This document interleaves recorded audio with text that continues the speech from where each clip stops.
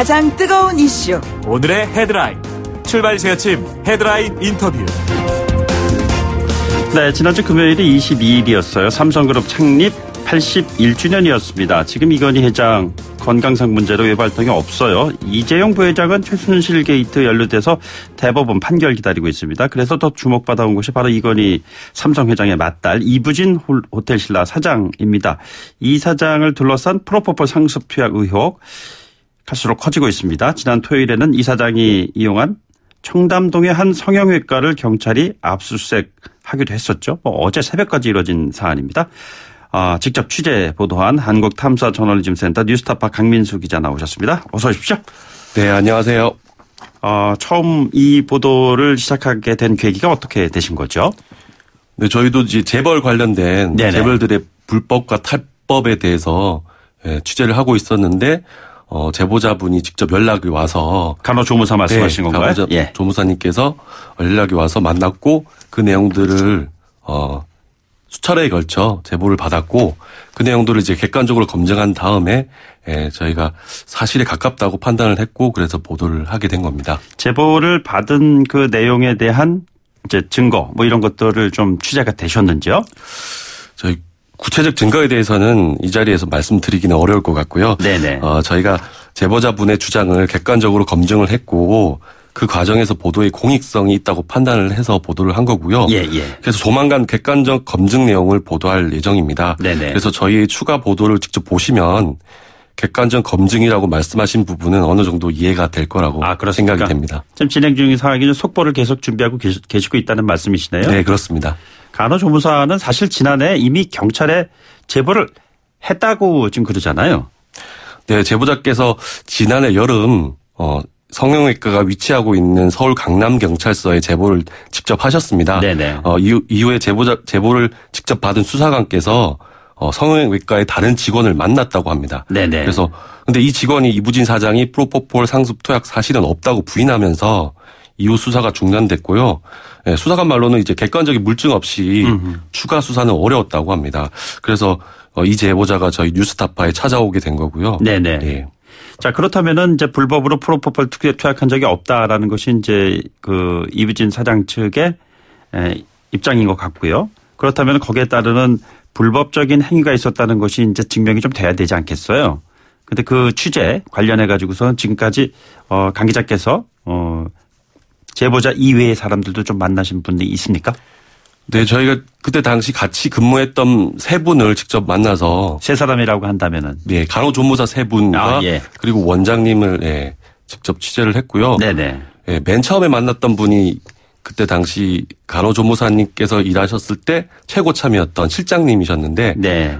실장님께서는 뉴스타파 취재에 일단 거부를 하셨는데 네네. 이부진 사장이 와서 보톡스를 맞았다. 보톡스 시술을 했었는데 프로포폴 불법 투약은 없었다라고 말씀을 하셨고요. 예. 그래서 저희가 계속 취재를 이렇게 질문을 드리니까 경찰을 부르겠다. 그리고 직접 경찰을 부르셨어요. 예. 그리고 다른 두 분을 이제 접촉을 하는 과정에서도 저희도 경찰을 부르겠다라고 해서 경찰을 불렀고 원장님 취재 갔을 때도 똑같이 경찰을 부르는. 그 취재가 더 진행이 안 됐습니까? 네. 경찰을 부르게 되면 저희가 경찰 분들이 계신 그 상황에서 이부진 사장의 취재 내용들을 밝힐 수가 없기 때문에 네네. 질문을 드릴 수가 없기 때문에 저희 더 이상 취재가 안 되고요. 그래서 경찰을 부르는 방식으로 좀 대응 전략을 세운 게 아닌가. 네네. 네, 그런 생각이 듭니다. 강 기자께서 직접 쓰신 기사 보면은 댓글들도 이제 많이 있고 그런데 일반 독자들, 시청자들 이런 사람들의 궁금증 중에 하나가 좀 뭐냐면은 왜 그러면 굳이 프로포폴 투약을 했다면 병원에서 했을까? 그냥 안전하게 어떻게 보면은 비밀이 유지가 될 수 있는 사적인 공간에서 할 수 있었을 텐데 이런 의문을 제기하는 분들이 꽤 많아요. 왜 그랬을까요? 네, 어쨌든 이부진 사장이 직접 성형외과를 드나들었다는 점을 인정을 하시고요. 네네. 더구나 저희가 찾아보니까 삼성의료원에 대한민국의 안검하수 쌍꺼 눈꺼풀 처짐 현상을 네네. 수술하는 최고 권위자인 의사님도 존재를 하십니다. 그런데도 이 성형외과를 택한 것은 일단 드나드는 사람이 적다. 그래서 노출이 되지 않겠다 싶어서 그런 판단은 있지 않았나라는 생각이 들고요. 실제로 가보니까 어땠습니까? 네, 이 성형외과가 위치하고 있는 건물이 뭐 유명 디자이너의 샵이 있고 이 디자이너가 운영하는 사무실이 존재하는 곳입니다. 그래서 이 건물의 3층에 성형외과가 있는데 이 독특한 점은 마음만 먹으면 그러니까 성형외과의 그런 대우가 있으면 외부에서 차를 타고 건물에 들어와서 곧바로 엘리베이터를 타고 건물 3층 성형외과에 올라와서 바로 VIP 룸으로 들어갈 수 있는 그러니까 차를 타고 아무도 눈에 띄지 않게 그렇게 이제 VIP 룸까지 들어갈 수 있는 공간이 있거든요. 네네. 그래서 보안이라는 측면에서 노출이 되지 않는다는 측면에서 이 성형외과가 선택되지 않았나 그런 생각이 듭니다. 프로포폴 투약이라고 한다면은 이제 환자의 진료 기록부라든가 뭐 이런 것들을 통해서 확인을 해야 될 부분인데요. 그쪽 병원 쪽에서는 뭐 예를 들자면은 환자의 개인정보라든가 또는 의료법에 근거해 가지고서는 관련된 취재에 응할 수 없다 이런 식으로 뭐 대응하지 않았겠어요? 네, 지금까지 그런 대응을 하고 있습니다. 그런데 그런 대응과 관련해서 그것과는 무관하게 확인하신 증거, 뭐 취재 또는 증언 이런 것들이 있으신지요? 네, 그래서 저희 증거에 대해서는 네네. 저희가 조만간 보도에서 속보라고 말씀하셨는데 네, 보도에서 말씀드릴 거고요. 일정 부분 좀 얘기를 해 주실 수는 없나요? 이 자리에서는 좀 어려울 것 같고요. 네네. 네. 그러니까 구체적으로 한다는 것은 물증을 확인하신 건가요? 아니면은 연관된 분의 증언을 얻으신 건가요? 저희가 조만간 보도를 할 예정인데 그 내용에 대해서 직접 보시면 네네. 제가 답을 할 수 있을 것 같습니다. 그렇습니까? 네. 취재 과정에서 그러면은 그 해당 병원에 전현직 직원들 직접 취재를 좀 하셨는지요? 네. 그래서 간호조무사 3분을 저희가 직접 만났고 한 분이 이제 이부진 사장이 와서 보톡스 시술을 받았다라고 증언을 하신 거고요. 나머지 2분은 이제 지금 현재도 성형외과에 근무하시기 때문에 드릴 말씀이 없다. 네네. 취재 거부를 하신 거고요. 원장님께서도 인터뷰를 거부하신 거고요. 이부진 사장 측에 대한 취재는 어느 정도까지 이루어졌습니까? 저희가 계속 질문을 드렸는데 질문은 어떤 방식으로 하셨어요? 질문을 이제 서면으로 서면으로 메일을 통해서 질문을 드렸고 일단 프로포폴 투약 사실이 있는지 여부 등을 질의를 했는데 전혀 사실이 아니다라고 답을 주셨어요. 사실이 아니다라는 건 뭡니까? 있다 없다 해서 없답니까? 그래서 투약 여부에 대해서 질의를 했는데 전혀 그 내용은 사실이 딱 한 줄만 답을 왔었고 그 이후에 이제 성형외과에 다닌 적이 있느냐라고 여쭤봤는데 더 이상 답을 하지 않고 연락이 닿지 않았고 그리고 신라호텔 주주총회 이후에 공개적으로 성형외과 다닌 적이 있으며 그때 당시 안검하수 치료 목적으로 병원을 다녔다고 답을 한 겁니다. 네네. 경찰은 지난해 이미 그 제보를 받았는데 수사를 하고 있지 않았잖아요. 왜 안 했다는 겁니까, 수사를? 그러니까 한번 이제 다른 조무사를 만나서 물어봤는데 아니라고 하니까 못한 거고 그리고 객관적인 물증이 전혀 없으니까 못했다라고 얘기를 하는데 그때 당시 수사관과 제가 통화를 했는데 그때 당시에도 뭐 프로포폴 관련된 기획 수사가 있었고 그렇다면은 좀 더 의지를 가지고 추가적으로 물증을 확보하는데 좀 더 노력했어야 되지 않을까. 지금 같은 경우에는 뭐 압수수색을 한다든지 현장 조사를 저희 보도 이후에 바로 나가지 않았습니까? 그런 만큼의 대응은 없었지 않았냐 그런 생각이 들고요. 그때 제대로 수사를 했으면 뭐 지금 그 이후에 뭐 병원 측에서 어떤 자료를 숨겼을지 증거인멸이 충분히 이루어졌을 거라고 저는 생각을 들고요. 그래서 그만큼 경찰이 시간을 벌어준 게 아닌가라는 생각이 듭니다. 그렇다면은 앞으로 경찰 수사를 하는 과정에서 지난 새벽까지도 압수수색이 이루어지고 그랬습니다만 증거를 찾아내지 못할 수도 있다는 그런 개연성도 있겠네요. 네, 제보자분의 증언에 따르면 일단 이부진 사장이 병원에 다닌 진료기록부나 마약류 관리대장에 이부진 사장의 이름은 전혀 존재하지 않았고 CCTV도 병원에 전혀 존재하지 않았고 그리고 마약류 관리대장 같은 경우에는 2016년도에는 그 마약류 사용에 대해서 누가 얼마를 어떻게 썼는지를 기록을 해야 되는데 의무 보관 기간이 2년이 지나면 2년 지난 사안이죠. 이거는? 지나서 사실 그 마약류 관리대장은 존재하지 않을 가능성이 크고요.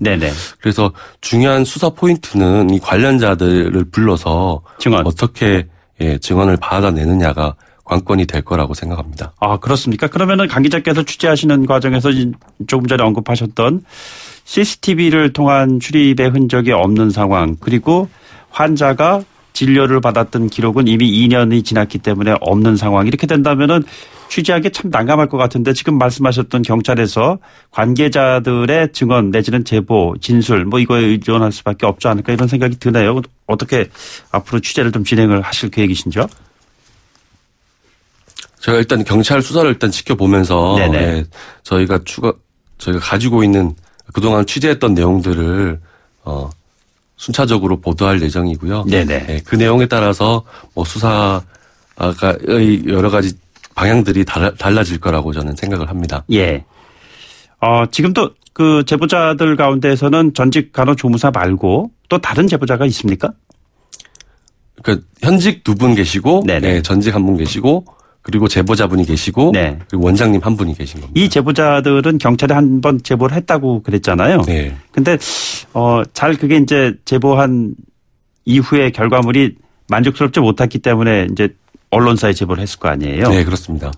좀 더 빨리 제보를 왜 하지 않았나, 뭐 이런 질문은 안 하셨는지요? 그러니까 작년 여름에 네네. 제보를 한 이후에 그 이후에 뭐 경찰에서 아무런 연락이 없었으니까, 예.